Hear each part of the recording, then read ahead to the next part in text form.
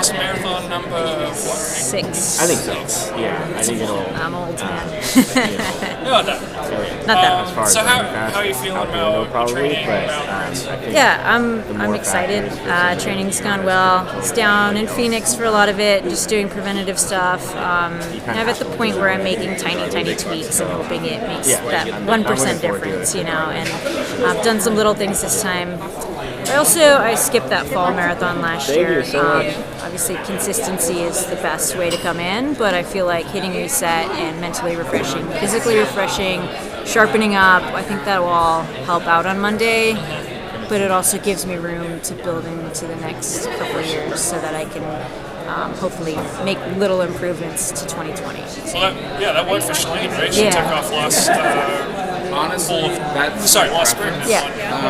Exactly. So what are those tweaks? Those little 1% tweaks? Yeah, I mean, I was doing the shorter stuff leading into it, and then I've dropped mileage just a little bit, 10 miles a week, which doesn't sound like much, but keeps you feeling fresher. And I put some shorter workouts towards the back half of the segment, just to kind of get a little more turnover. Not shorter, but like shorter reps and quicker speed. So. Just little things. Yeah, because I remember when I spoke to you when you were up last fall and asked why you weren't running, you said it was sort of to work on your speed, to improve your speed. Do you feel like you've accomplished that? I did the work, and the work was pretty quality. I put myself in position to go run cross country and races that, like, the results didn't really matter because I think sometimes we compare ourselves to things we've done in the past. And if I can't run 15:10 on the track, maybe it didn't work. So the work was quality, and I know the results, I kind of don't really show it because they're cross country and things that it's hard to read into anyways. But I'm proud of the work, and I think it's made things a little easier in this segment. So yeah, I think it's benefited me some. So I feel like whenever I see your name in some article or something, it's always like underrated, under the radar, that sort of thing. I'm wondering, like, if you run your best, if all the Americans run their best race on Monday, do you think what you have is good enough to beat, like, Schlangen's That's a good question. On this course, yeah. With the conditions that are expected, yeah. I think those things factor in and they make a difference for me. If it's Berlin, if it's London, no, I think they're just going to be better than me. But that's why I come here. So it helps, and I know this course well, and I know that crazy things happen here. I should never beat Florence Kiplagat. She dropped out of this race when she debuted here. I should never beat Kim Smith. She's dropped out of this race when she debuted here. There's people that I, on a speed basis, shouldn't contend with that I've beaten here. So, everything's fair game on this course. So while we were in Phoenix this winter, don't you guys usually go to Florida? Yeah, we usually do, and the guys did go down there. It was just those two guys, and then I would have been doing most of my stuff myself anyhow, and so I go see John Ball pretty frequently, and it's usually late in the segment where I'm kind of panicked, like, can we fix this? Is this, how can we patch this up? And so it was just preventative, like, let me get in there as much as I can in the build-up, and then there was a bunch of women running down there anyway, so it was great to connect with them on occasion. Yeah, I know Molly sort of does work there. Did you ever train with her? No, she runs too fast for me. No, our schedules didn't actually line up that much, but I would be out running, and there's, Emily Sisson, like a couple miles with her, or Ashley Cuff, and jumping a couple miles with her. I did a lot with Reed Buchanan, who is really great dude, and everyone should be a fan of him because he's awesome. So there was people to run with that back in Florida. I probably would have been doing most by myself. Yeah. So worked out.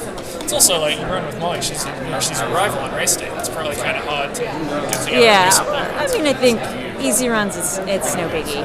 It is kind of funny. We crossed paths a couple times while she's doing a workout and I'm running. Do you ignore her or do you say hello? I give her the finger.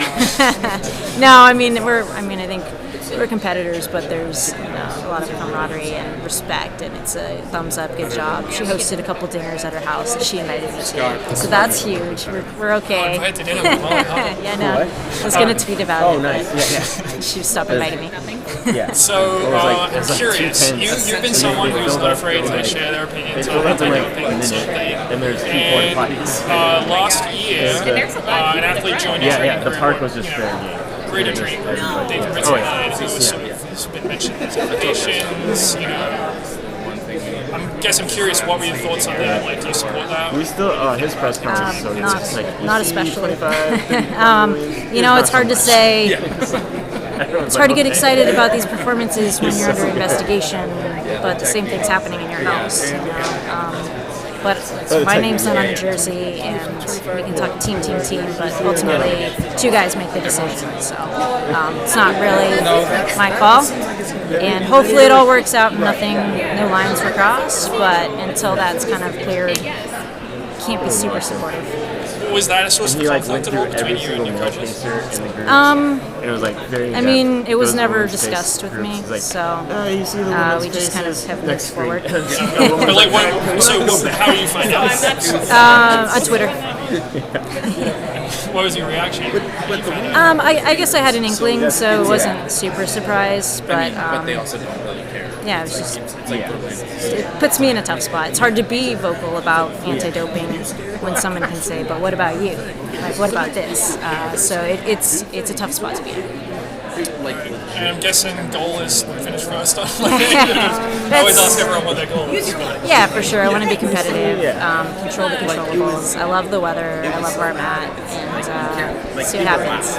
Cool. All right, I appreciate it. Yeah, you got